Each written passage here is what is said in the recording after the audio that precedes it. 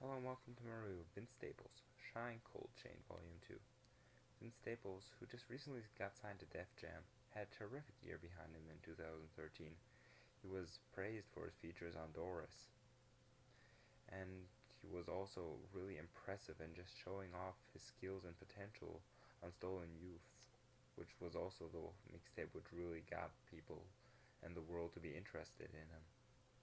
On Shyne Coldchain Volume 2, he still continues with his gangster, introspective, cold lyrics that just fit perfectly to his style. On surface level, he's just a gangster rapper, but if you look a little deeper, you can hear extremely introspective rhymes, detailed gangster or crime stories, and a little bit of social commentary mixed in. Just take his first line off of his single Nate, for example. As a kid, all I wanted to do was kill a man. Later on in the same song, he says, "'Cause my daddy did it, eyes bloodshot, with the caddy tinted, fuck handouts, fuck the county building, never seen that, catch him riding around with the seat back." Obviously, on surface level, these are fairly cold and gangster lyrics, but they also have a perverse sense of humor to them. Just thinking about a kid as a very young age thinking that killing a man is good because their dads did it, it has a black sense of humor to it, and no doubt it's also a commentary on how bad it gets in certain sections of LA, or how bad it was for Vince Staples growing up. Lyrically, he is still the blend of cold, harsh, and introspection. The production is a step up from Stolen Youth. Mac Miller, who produced Stolen Youth entirely, did an okay, mediocre job. I really was missing the feeling in his beats, but they were serviceable. Here the production is way more positive. I'd say that it's fairly repetitive in a good way by just giving you a clear, methodical, and measured pace to which you can rap to. It's also a little obvious with the patterns.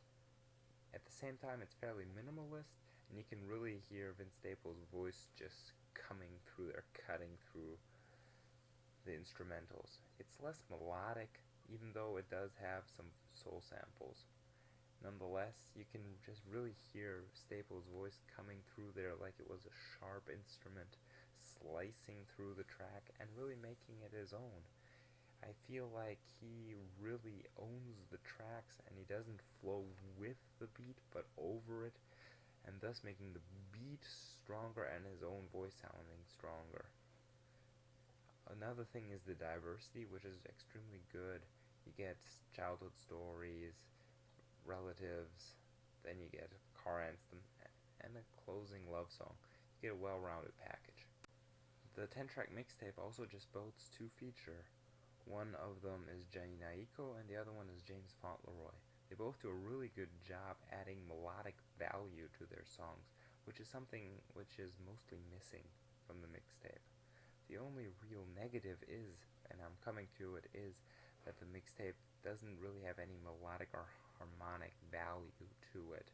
And when Vince Staples tries to achieve it, this is his limitation, that he gets swallowed by the track and not cutting through as harshly as he did before, making the songs a little lackluster if he's trying to be melodic.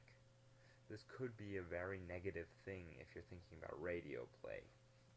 Looking at the bigger picture, we can also see an overall trend towards being more inspired by gangster rap and giving you personal introspective stories. We have Oxymoron and the new Gibbs Pinata. Both of them, as well as this, are clearly more inspired by gangster rap than they are by the 2009-2010 popping bottles in the club type of rap.